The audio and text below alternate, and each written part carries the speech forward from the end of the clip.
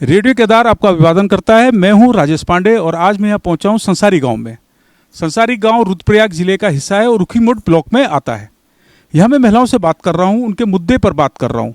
मैं देख रहा हूँ कि पहाड़ में महिलाएं बहुत मेहनत करती है और एक गीत भी है, पहाड़ की नारी सब पर भारी, पहाड़ की नारी हिम्मत ना हारी। क्यों कहा जाता है ये कि पहाड़ की नारी हिम्मत नहीं हारती? कोई मुझे बताएंगे बहन जी? आप बोलेंगे? आपका शुभ नाम क्या है? मेरा नाम शिवदेवी रावत है। मैं ग्राम संसारी से हूँ जी। पहाड़ों में ये होता है कि पहले से हम लोग इस माहौल में रहे हैं जहाँ मतलब खेती बाड़ी की जाती है और हम लोग जो है पहले से इतने साल पहले नौकरी भी नहीं थी इतनी। कोई लोग जो है कभी फौज में निकल जाते थे, भाई लोग अनपढ़ भी होते थे लेकिन चले जाते थे। तब सरकार के पास बहुत ज़्यादा मतलब नौकरियां थी। अब जो हैं लोगों के पास नौकरियां हैं तो घर छोड़ के जा रहे हैं। गांव में कोई रहना पसंद नहीं करते हैं, हर कोई जो है शहरों में रहना पसंद करते हैं और गांव में सब छोड़ छाड़ के जा रहे हैं। गांव में वही लोग हैं जिनके पास जो है कोई ऑप्शन बाहर रहने का नहीं है, सर्विस नहीं है। तो हम गांव में जो हैं इसलिए रहते हैं कि गांव में एक शांति रहती है, खेती करे या न करे लेकिन अपने जो है पुश्तैनी घरों में रहना हम पसंद करते हैं, चाहे हम खेती करें या न करें। और यहाँ पे जो है लोग जो है काफ़ी खुश रहते हैं। मतलब थोड़ा थोड़ा खेती तो करनी पड़ती है, वैसे सारी खेतियाँ तो छोड़ रखी हैं, है ना।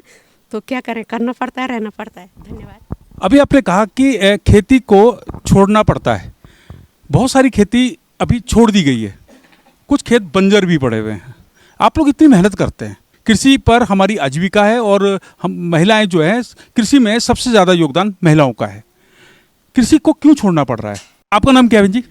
मेरा नाम बसंती देवी है। खेती को क्यों छोड़ रहे हैं?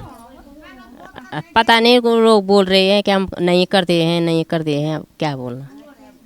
संगूर में है ये, गढ़वाल में नहीं बोलते हैं, संगूर है। अयो क्या आप लोग जैसे आप लोग खेती करते हैं तो क्या सभी खेतों पर खेती करते हैं या कुछ खेत छोड़ दिए आपने? कुछ खेत छोड़े? करते हैं, कुछ थोड़ा थोड़ा करते हैं, कुछ बंजर भी पड़ रखे। और ये सुंगूर का रहे दाना हमने सुबह शाम को जाया खेती में और उसने सब साटी फाड़ ये खा दिया दाना। आपका शुभ नाम क्या है? उर्मिला देव। उर्मिला जी बता रही है कि जो खेती है उसमें अब नुकसान होने लगा है, जानवर हमारी खेती पर हमला करने लगे हैं। हम लोग जो उगाते हैं, जो हम लोग मेहनत करते हैं, उसके हिसाब से हमें परिणाम नहीं मिल पाता है। क्या आपका भी सोचना यही है? आपका शुभ नाम क्या है? कल्पेश्वरी देवी। क्या आपका सोचना ये है कि जो खेती है वो बंजर हो रही है और लोग खेत पे काम नहीं कर रहे, उसकी वजह क्या है? मेहनत तो बहुत भेज करना पर जानवर तो कुछ नहीं देना। अब मेहनत तो फायदा तो कोई वणु छोड़नी थते माया तो वणु की खेती लो छोड़ना अनसन क्या। हम लोग हैं बुजुर्ग आदमी, हम तो गढ़वाल पसंद करते हैं, यहीं रहना पसंद करते हैं, खेती करना पसंद करते हैं, लेकिन हिम्मत नहीं है। जैसे हमारे बुजुर्गों ने खेती में, आप तो बुजुर्ग हैं, आपने खेती में बहुत योगदान दिया। मैं माता जी को देख रहा था कि आप बारिश में भी पशुपालन के लिए जा रहे थे और आप घास लेने जा रहे थे बारिश में, है ना। आप लोगों ने बड़ी मेहनत की है खेती में। अब आप देखते हैं कि कुछ खेत बंजर छूट गए हैं, खाली छूट गए हैं। क्या महसूस होता है, कैसा? ये जमाने की लड़कियां ना खेती करना पसंद नहीं करते हैं। जैसे जंगली जानवर की बात कर रहे हैं। जंगली जानवर तो है ना, पहले नहीं थे, पहले ये सुअर नहीं थे हमारे यहाँ, अब हो गए बहुत सारे। पर फिर भी तो लोग ऐसा नहीं करते हैं ना कि करना तो चाहिए, अपनी जमीन तो करना चाहिए, पर मेहनत नहीं कर रहे हैं लोग, मेहनत करना नहीं चाहते हैं। बस ये हो गई जमाने में। आपका नाम क्या है? ना इमला देवी है। जब हम सामाजिक भागीदारी करते हैं, हम महिलाओं के साथ बैठते हैं, हमारे बीच में क्या बातें होती हैं? हम अपने मन की बात कहते हैं क्या एक दूसरे को? हाँ कहते हैं। जब कुछ प्रोग्राम होते हैं गांव में, हम कहते हैं सब सुबह के समय घास घूस लाते हैं, शाम को हम ऐसे कीर्तन भजन कोई भी गीत गाना कोई भी गा देते हैं।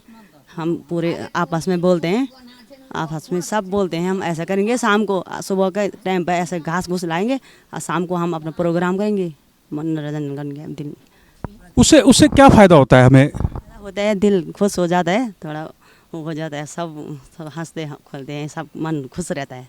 अच्छा, मैंने सुना है कि आप लोग जैसे खेती करने जाते हैं तो ऐसा नहीं है कि मैं अपने ही खेत में काम करूंगी, आप दूसरों की मदद भी करते हैं, ऐसा होता है? आपका नाम क्या है?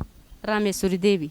रामेश्वरी जी, ये बताइएगा, जब आप लोग जाते हैं खेतों में, एक अपने खेत तक सीमित नहीं है, आप दूसरे के खेत पे भी मदद करते हैं? हाँ, बंदत का मिली चुली था कदा, एक दूसरे की मदद करते हैं। आपका नाम क्या है बहन जी? मेरा नाम बिमला देवी है। बिमला जी, आपने पढ़ाई कहाँ तक की है?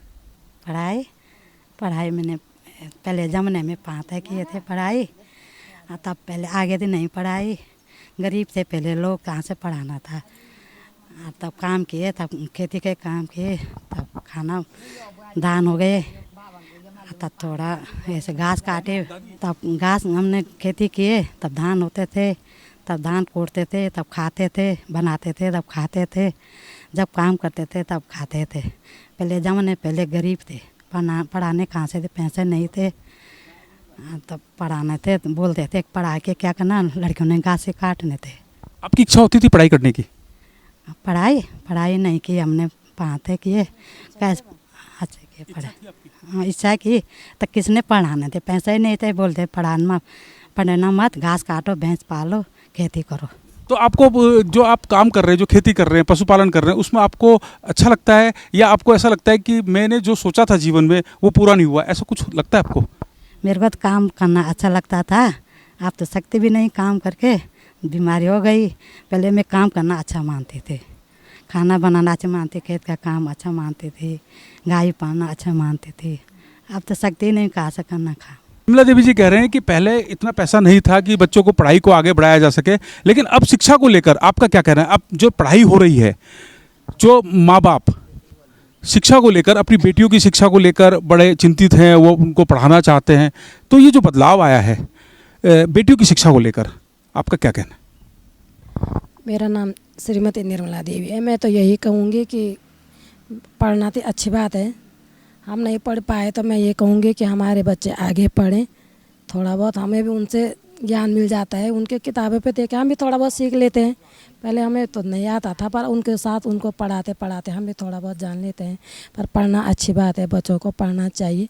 हम नहीं पढ़ सके तो बच्चे पढ़ें। आपने कहाँ तक पढ़ाई की है? हमने 8 तक पढ़ाई की है, हम भी ऐसे ही मजबूर थे, हम भी नहीं पढ़ पाए। आप कुछ बनना चाहते थे जीवन में, जब पढ़ाई कर रहे थे तो आपकी इच्छा क्या थी, आपका अरमान क्या था? मैं तो ये चाहती थी कि मैं पढ़ के मैं पुलिस में भर्ती होना चाहती थी।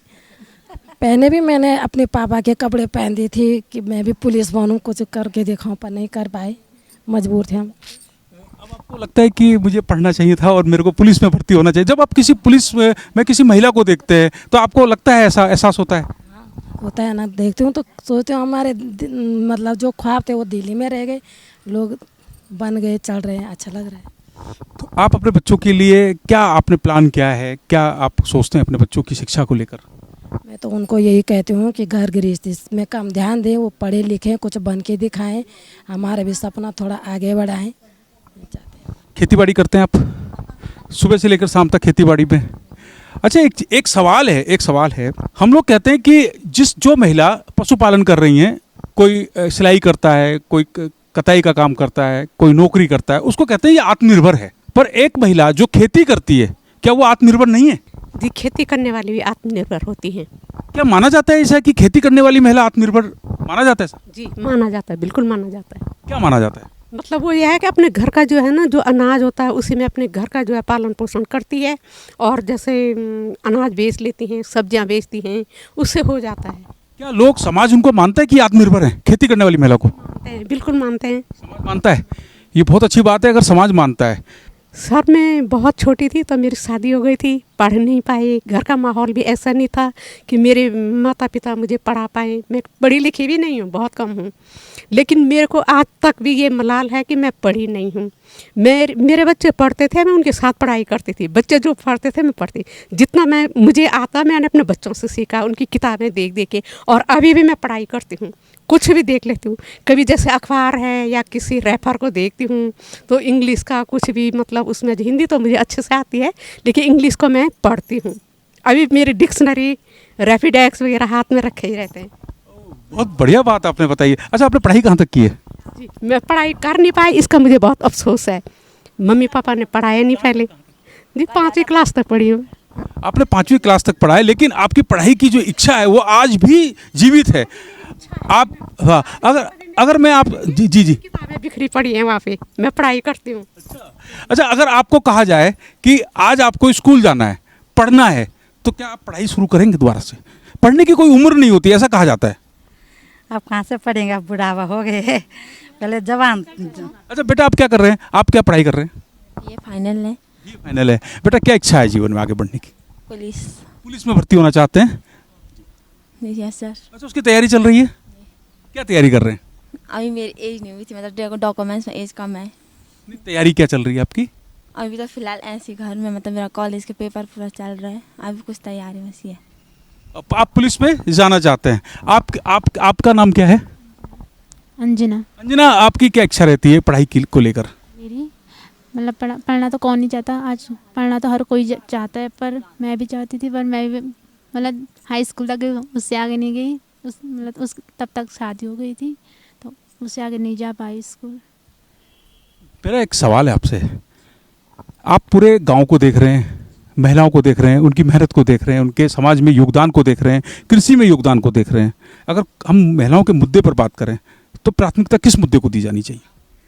प्राथमिकता मतलब खेती करना कोई बुरी बात नहीं है, खेती भी करो, पढ़ाई की ओर भी दो। जैसे ऐसे नहीं होते पुराने लोग होते तो कि क्या हो पढ़ा, मतलब क्या होता पढ़ के, हमने तो खेती की, ये किया वो किया, वो तो है, हम भी करेंगे। पढ़ाई भी करनी ज़रूरी है, मतलब खेती भी देखो, पढ़ाई भी करो। हम ऐसे नहीं बोलते कि खेती छोड़ दो, पढ़ाई पर ध्यान दो, दोनों चीज़ों को साथ में लेके चलो। पर जैसे कि ये है ना कि मतलब ये बोलते हैं कि पढ़ लिख के क्या हो रहा, अगर पढ़ना है तो नौकरी पर, ज़रूरी थोड़ी कि नौकरी मिल ही जाए। लोग तो बहुत बड़े हैं, वो नहीं लग पाए तो हम क्या लगेंगे, है कि नहीं? तो हमारा कहने का मतलब ये है कि जो पढ़ना चाहता उसे पढ़ने दो, जो खेती करना चाहता तो करने दो। हम किसी को मना थोड़ा ना कर रहे। जो मतलब जो जिसको पढ़ने में इच्छा है तो वो पढ़े, जिसको खेती में वो खेती करें। बहुत बढ़िया अंजना ने कहा है कि पढ़ाई करने जरूरी नहीं है कि पढ़ाई हम नौकरी के लिए करें। पढ़ाई के बहुत सारे फायदे हैं। पढ़ाई का कोई फायदा बताएगा मुझे? पढ़ाई का फायदा क्या है? हाँ बेटा। पढ़ाई से अपने आप में ज्ञान बढ़ता है।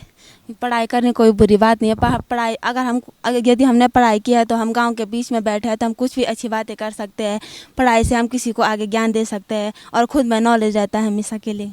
बहुत सही बात बताइए। आपका नाम क्या बेटा? मोनिका रावत। मोनिका कह रही है कि पढ़ाई से जरूरी नहीं हम नौकरी करें, पढ़ाई से आप समाज में आपका एक आत्मविश्वास बढ़ जाता है, आपका व्यक्तित्व विकास हो जाता है, आप अपनी बात रखने के लिए सक्षम हो जाते हैं, आप अपने अधिकारों को जान सकते हैं, है ना? पढ़ाई के ये फायदे हैं। बहुत सारे लोग सोचते हैं कि पढ़ाई नौकरी के लिए कर रहे हैं। मैंने भी पढ़ाई की है, पर मैं नौकरी नहीं कर रहा हूँ कोई। मैंने सीखा है, मैंने समझा है समाज में कैसे बैठना है, कैसे उठना है। तो अभी हम बात कर रहे थे संसारी गांव की महिलाओं से और बहुत अच्छी जानकारी हमें मिली है। मोनिका ने बहुत अच्छी जानकारी दी है, निर्मला देवी जी ने बहुत अच्छी जानकारी दी है, आपसे हमें बहुत अच्छी जानकारी मिली है। पढ़ाई लिखाई भी जरूरी है और खेतीबाड़ी भी जरूरी है। हमें दोनों के बीच में सामंजस्य बनाकर रखना होगा। आपको अपनी बात रखनी होगी, आपको अपने अधिकारों के लिए लड़ना होगा, आपको सीखना होगा कि हम अपने अधिकार कैसे प्राप्त करें। और उसके लिए जो सबसे बड़ा माध्यम है वो है शिक्षा, वो है पढ़ाई। तो आप सब लोगों से मिलकर बड़ी खुशी हुई। आपसे मैंने बहुत सारी जानकारियाँ ली, खेती के बारे में जानकारियाँ ली, सामाजिक सहभागिता के बारे में जानकारियाँ ली, एक दूसरे को कैसे हम लोग मदद कर सकते हैं इसके बारे में जानकारी ली। आप सबका बहुत बहुत धन्यवाद, आप सबका आभार, धन्यवाद।